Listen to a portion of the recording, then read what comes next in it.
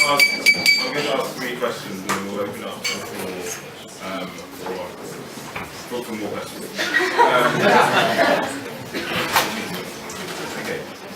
Not including yourselves, there are 16 other members of the JCSC committee.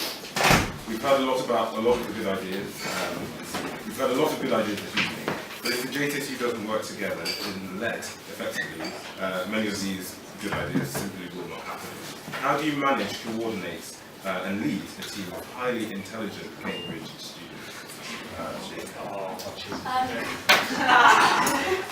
That's actually something that I wish I could have had time to go on to in the speech, because I actually think that's one of the sort of little known things that is one of the most important things the President does, because if members of the JCSC, for example, or any team, don't have some kind of structure to work within, it becomes very difficult for them to actually get things done, to know what they're doing. And so I think the President needs to be willing to put a little bit of extra effort in to make a timetable refresh as we to tell people where they're going, what they're doing, and encourage the members of the team as well. Also through organising structured sharing meetings. I think that's important. Of course, there's some things that go without saying with regards to working with other people, being a personable individual, being able to organise your time well, time management, those kind of things.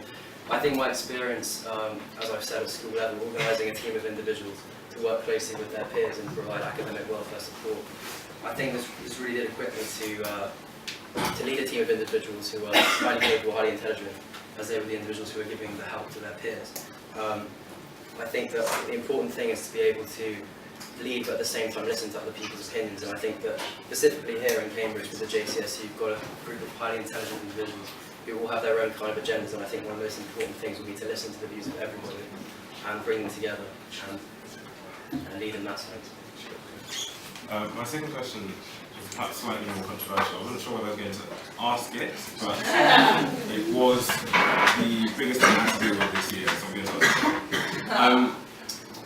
The college gets very nervous about Caesarean Sunday, and last year we didn't play ball. So Caesarean Sunday essentially is an event on Jesus Green, and the Daily Mail turn up and take compromising photos. So they asked us to sign an email, which tells students not to go.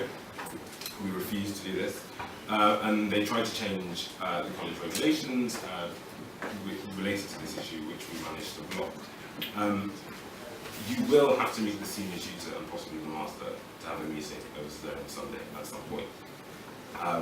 Now, it'd be nice to say that you'll have lots of time to prepare for it, you'll be able to consult the students widely, but most likely you'll get an email from the master secretary saying the master would like to meet you this evening, and it won't tell you what it's about. How do you go into a meeting like that? What's your strategy for going into that sort of meeting? Of course, it's quite a controversial topic. What I would do is I would try and explain to the master that this is a college tradition, and as long as the issue doesn't get out of hand, as long as things stay kind of friendly, it stays something that's in moderation, I don't think that Caesarean Sunday is necessarily something that has to have such a bad rep. And I think that this year, and from my experience last year, I don't think it was a particularly raucous or wild event. It was more of a coming together of people, and I think it was more of a unifying thing rather than a kind of loud culture type of event. I think that honestly, as long as we can present the Caesarean Sunday as kind of more community, like nice kind of time before exams to the master, in that vein, I don't think that they can have too many complaints about its continuation. I agree with what you're saying actually, Ed. I think college is kind of paranoid about Caesarean Sunday. I'm not sure they're very in touch with the lives of students and with what actually goes on here. And I would definitely support you on Amity in not signing the type of email they want us to sign out. Whether the consequences of that are that they get more concerned. However, I would remain absolutely vigilant to make sure that they didn't try and combat what they see as such a big issue through indirect means. I would be constantly on the lookout, constantly aware of whether they were trying to do something in that regard that would undermine our rights as students. And going into the meeting, for a start, given that we know how massive an issue this is, potentially I would kind of try and canvass the student population in advance, find out what people are thinking, and go into the meeting remaining polite but firm. That would be my attitude. The third question, third and final question, actually is a question that I get asked a lot. Probably the question I get asked the most. So you have quite a lot of people relying on you. You've got the college relying on you, of course you've got a committee, and of course over 500 students. And just to put a bit of context to this, on Wednesday I received in my inbox about 60 emails. 44 of those emails were JCSU related emails, and I had to answer them that day. So I'm going to ask you the question I get asked the most. Without simply just saying good organisation, where will you find the time to do this alongside your degree, to get enough sleep, to still get out and meet students, to look after yourself, but most importantly, remain the first port of call for most students? So I thought long and hard about this over the summer. I was thinking, do I have more time for this? Can I do this? Because I knew that having been a member of the JCSE before, it was something that I might be interested in.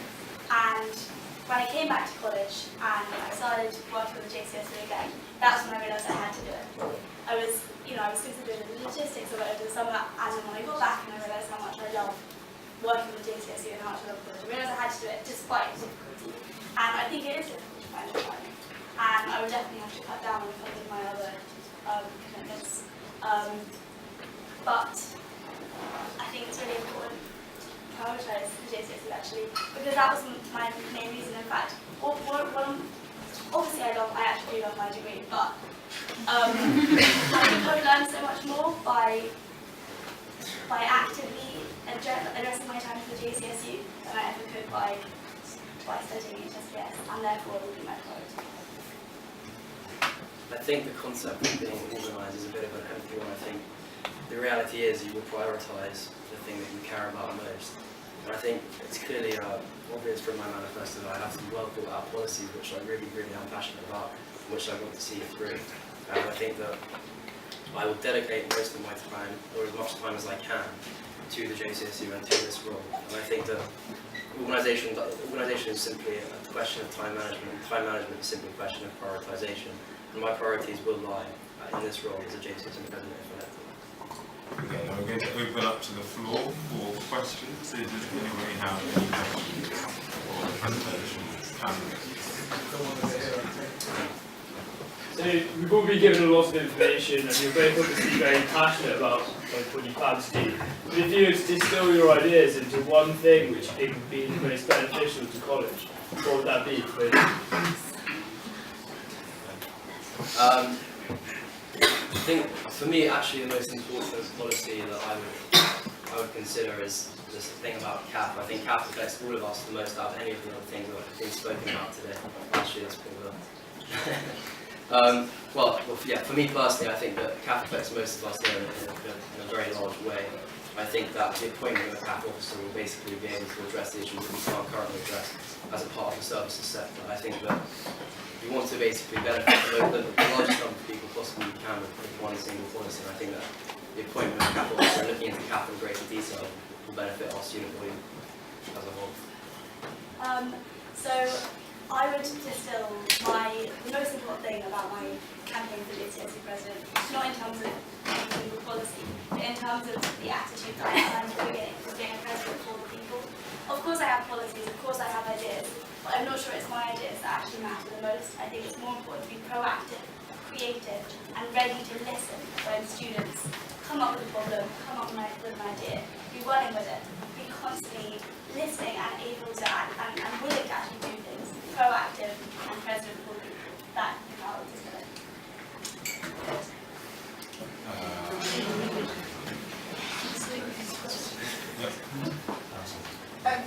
Can you articulate why you think you as an individual represent the student body well? Why, its concerns, its problems, the things that I was about? When I as an individual. Well, the way that I as an individual relate to college is that this college has been an integral part of my experience at Cambridge, and therefore of the formation of my life, because this is a university, this is a formative stage. And therefore, I am ready to to take on the views of everyone else and go with it. And yeah, it's just passion, I think, the way that I as an individual relate to this whole GCSE framework. I want to take this opportunity to say that I think that my manifesto is not just an opportunity for me to push my own agenda, it's actually an opportunity for me to listen to the voices of the students of this college. I think many of these policies have arisen out of dialogue with many of the students of this college. And I think that in making a manifesto that tries to address every possible base and everything that could possibly be made better about this college, I think in that sense I represent the student voice. Yeah. Hey, so how are you going to deal with the fact that stuff like you both have talked about implementing new members of the JSSU, which for a college JCR we have a huge number already, and getting women's officer was difficult enough. So how are you going to deal with stuff like people literally just rejecting your policies you have, and being unsuccessful with lots of the policies you want to do, and how are you going to respond and convey why that's unsuccessful, especially to the student body and maintain relations? Well, for me, obviously, trying to implement my policies in some form would be my priority. So, if I don't necessarily have the opportunity to create a whole new position, I want to take most of the bits of that policy and try and implement them in full. In terms of if things weren't able to go quite according to plan, I would of course have to not necessarily think of new policies, but just continue to represent the student body, continue to listen to the voices of the students here. And I think, as I've said before, my policies do reflect a genuine need we have in college for certain areas and things that we can actually improve about college. So I would continue along those lines to try and listen to the students and continue to push for things. I know it's hard to get a new member of the JCSU, and to be honest with you, I'm not even 100% sure that a freshers rep is the way we want to go at Jesus, which is why in my manifesto I worded it in terms of I would start a consultation with college on whether we want a freshers rep. And I wouldn't be particularly bothered if we don't get one. I think it might be a good idea. I think we should start talking about it. And I also think that the more the merrier in the JCSU. We had a talk the other week with the Robinson College Student Association, and they were far more numerous than us. So I think, we can add another member. I think that's okay. I think we can manage it. I think we all agree that Amite has been an absolutely fantastic president over the past 12 months. I just wonder what do you think, or how you would look to improve on the service he's offered us as JSSU president? So I think that Amite has done an amazing job because Amite is Amite. He has his personality. He operates in a sort of world, and that is how that's what he's taken into his role as JCSU president. I don't think it's possible for anyone to do the same kind of job as Amite has done. My personality is manifestly quite different from Amite's, and that is what I will bring forward into the JCSU role. I'm not saying it will be an improvement, I'm not saying it will be worse, it will be different. And as the president of JCSU, you can't not do that. You can't not bring himself to the role. And so that's how I would think. I would agree with Daisy in saying that each president would bring a different aspect to the role. I would definitely commend Amite for what he's done. He's done a fantastic job. I think my main focus is certainly this notion of reforming the JCSU, or certainly providing more for the students than is currently offered. I think that manifests itself in my policies, and I think that my key thing to push through here is that I want to genuinely get through these things that are laid out in my manifesto. I want them to happen. I want them to benefit the students of this college. We'll take two more questions. Yeah, I know the question that was asked last year, I still think it's a very important one. To what extent do you think JCR should be political, and what that may be? I would actually say that the JCR doesn't necessarily have to have any political aspect at all. I honestly believe that JCR is here to serve the student body and to serve the interests of the students here, and I don't think that has to be a political element to it. Most of my policies are entirely pragmatic. They seek to serve people's needs here in college, and they don't have to have a political agenda in the slightest. I would say that there doesn't necessarily have to be any political aspect to the JCR. It's just here to serve the students in the best way possible. I think that there's a difference between political and party political. I think that it would be entirely wrong for the JCSU to be in any way party political. However, in the very nature of the JCSU, we're coming into contact with, for example, KUSU, which does put forward political campaigns. And it's important that Jesus' voice is heard, and if we, as a college, agree with that policy, we should back it. If it is like a political policy. I think it's much more important that everyone in the college agrees. during the refugee crisis, we were conferring as a GCSE, like, what can we do as a college? And I don't necessarily think it would have been a bad thing if we'd done something. Like, I do think that there can be a political aspect. I don't mean to say it's a party political aspect. All young people, we're in a privileged position. Like, if there's a campaign going on, potentially as a college, we might want to get behind it, depending on what the views of the students are. One final question. I think it's interesting to hear you both taking kind of slightly different approaches, and I feel like Daisy, you're more campaigning on, say, attitude and Ed more on policies. I just want to ask, I guess, a couple of things. Firstly, what do you actually think the role of the president is? And secondly, why have you chosen to focus more on the areas that you have? Well, of course, the role of the president, first and foremost, is to head up the team and liaise with everyone else in the JCSU and therefore represent all the different elements of the JCSU. And at the same time, then the presidential role is also to represent the student body as a whole. And so the reason why I've decided to focus on these policies as opposed to my attitude to the president as a whole is I think the attitude of the president is quite self-explanatory. I think we do need to represent the student body. I think the fact that my policies have actually arisen out of dialogue with the students of this college shows that I want to represent the student voice and actually make a genuine change to the lives of students in this college. What I think the role of president is, as I sort of tried to say in my speech, a very unique position. Somebody who is the intermediary between college and the students, and who has a unique role in leading the GCSU, in being involved in college life, and has so many different things they can do in that regard. Too much to even describe now.